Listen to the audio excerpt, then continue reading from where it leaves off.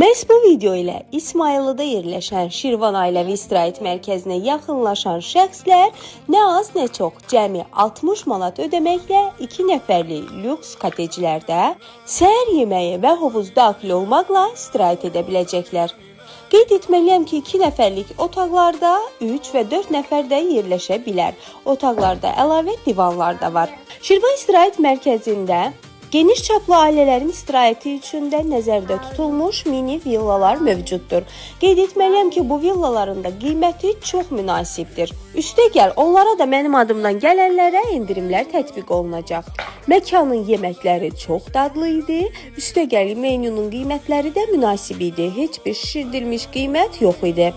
Biz yağışlı havaya düşdüyümüzə görə hovuzdan istifadə edə bilmədik. Lakin növbəti günlərdə havalar istiləndikdə mütləq bu məkana baş çəkib hovuz xidmətindən də yararlanacağım. Hal-hazırda sizə görüntüsünü təqdim edirəm. Biz burada olarkən güclü yağışlar yağırdı. Kotecimizdən oturub məkanın mənzərəsinə baxıb yağışı izləmək ruhumuzu dincəltdi.